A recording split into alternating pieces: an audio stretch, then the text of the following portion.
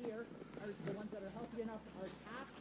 Rather than using traditional buckets, they use these lines. So the sap runs down through those lines into larger collection containers and then is evaporated down into syrup in the sugar shack there. That'll be happening in about, somewhere between a month and 7 weeks from now. So the kind of traditional knowledge around it says that at that point of the year where the puddles in the forest freeze at night and thaw during the day, that's when it's time to start harvesting maple sap. And so if you come back to the marsh later on in the spring, you will see this like steam pouring out of that spot because maple syrup is to take the sweet water is taken and is evaporated at a rate of 40 to 1. So you need 40 liters of maple sap to make a liter of maple syrup. So there's a whole lot of water that comes out of that. Do you kill the maple? So yeah, it is, it's modern equipment that is used, but that is a tradition in this land going back generations. Early French colonists here learned to tap the sugar maples from local indigenous people, like locally here the Wendat people, who had to stop and acknowledge that. We're going to head on over to the marsh over here, and I'm going to take us over to, I've got everybody gathered, and you're like close enough to hear me, because you can hear me back there, right? We're going to head over to what is known as the Swan Treatment Center. So, to hopefully see some trumpeter swans. So trumpeter swans are a special bird here. They were extirpated, so they were locally extinct in Ontario for 300 years. They were gone for the early colonists here. They have very big eggs, very warm feathers, and they're very large birds. They were eaten to local extinction by the early colonists here. They were gone for so long that people forgot that they had ever been here until an archaeological dig at St. Marie among the Hurons next door started producing all of these trumpeter swan bones. And it was realized that this was a natural part of the range. Fast forward to the 1980s, where the Wye Marsh became the reintroduction spot for the trumpeter swan, which is one of North America's most successful wildlife reintroduction programs at this point. What started off with the initial release, I believe, was 50 birds, or 50 mated pairs, sorry. We are now in the thousands of birds, and they're spreading all over southern Ontario, back to the northern range. They are the third largest bird in the Americas. So the only bigger birds than them are the California and the Andean condors. Besides that, the trumpeter swan is it.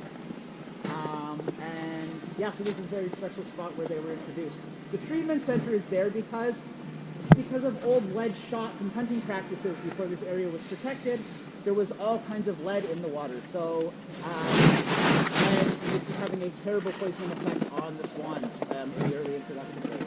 The lead problem has been solved in the meantime, so that the treatment center is now covered in moss and isn't really used for anything, which is another beautiful, successful part of the story.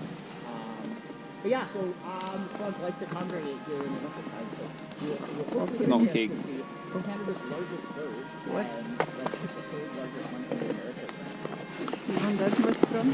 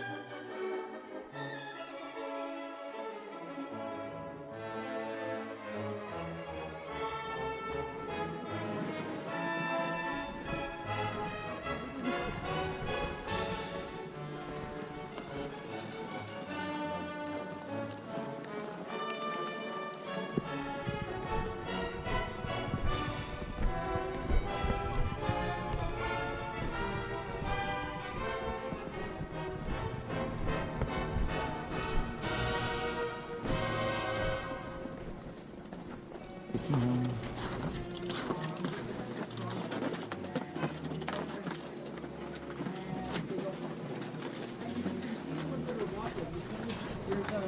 spur that sticks out the back of their leg. So that is razor sharp. And yeah, their roots are strong enough, like this is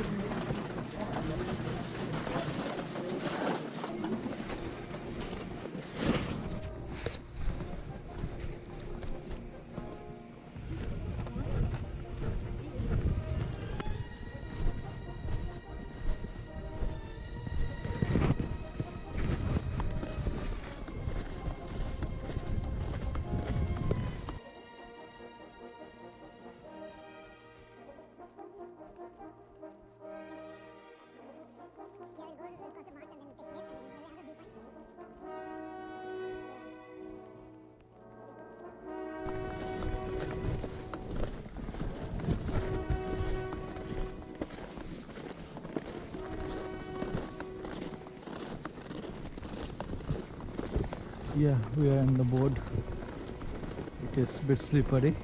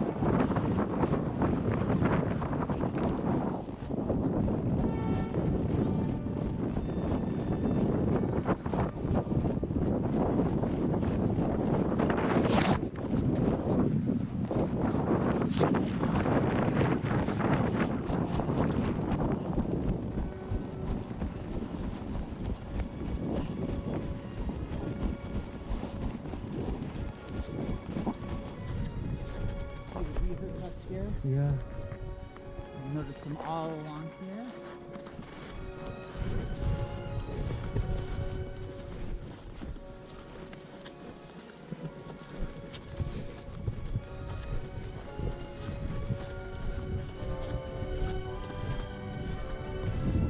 This is our only native clematis. Our only native clematis, the flower. It's called Virginia's Virgin Bough.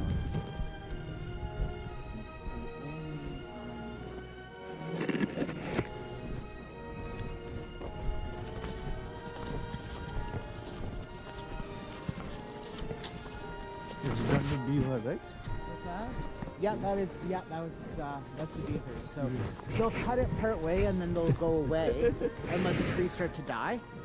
It gets a little bit lighter and easier to finish taking down. So they'll be back for you.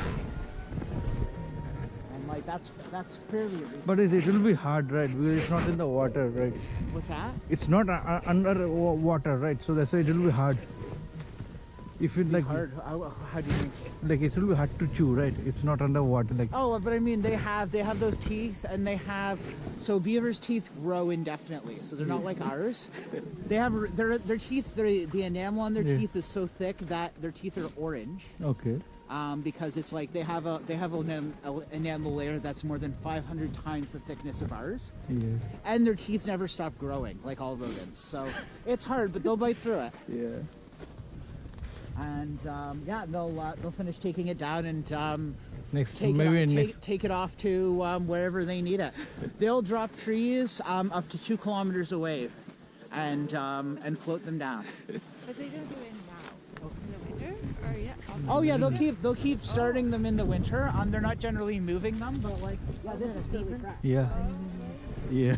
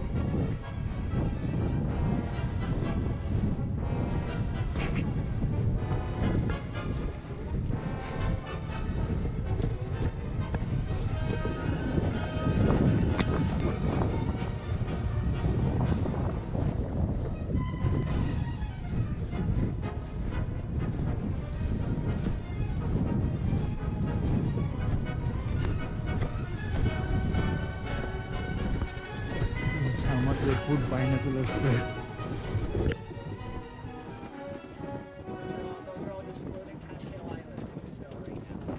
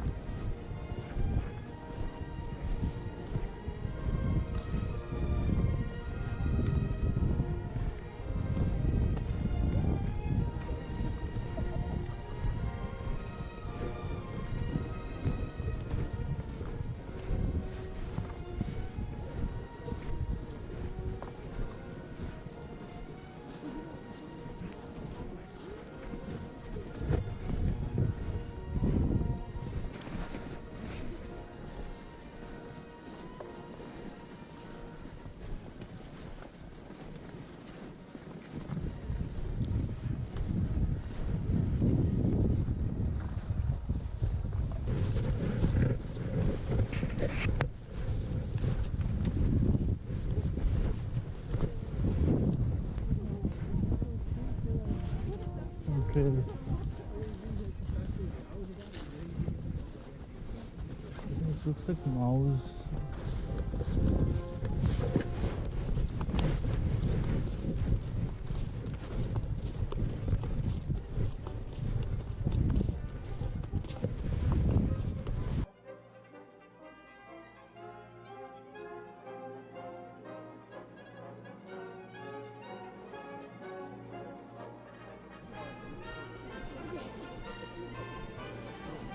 Yeah.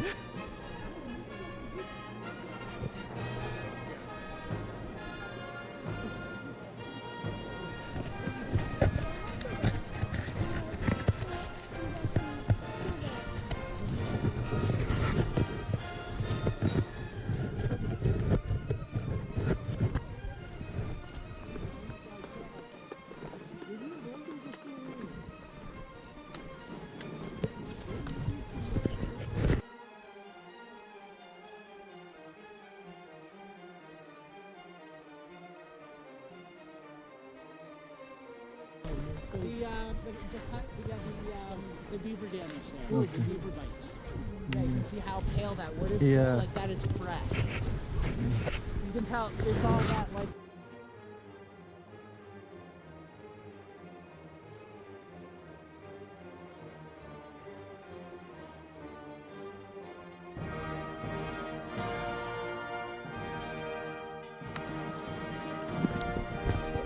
This is high bush cranberry.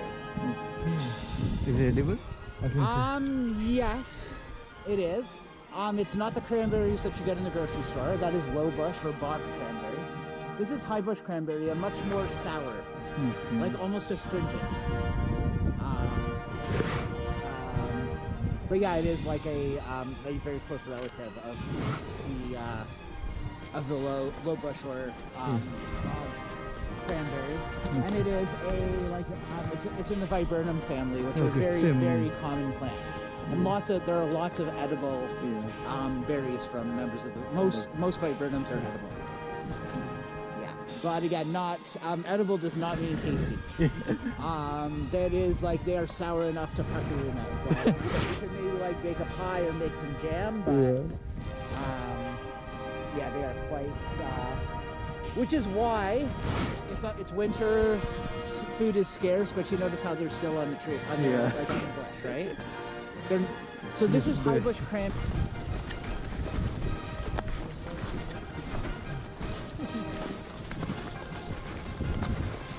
But most of the rain.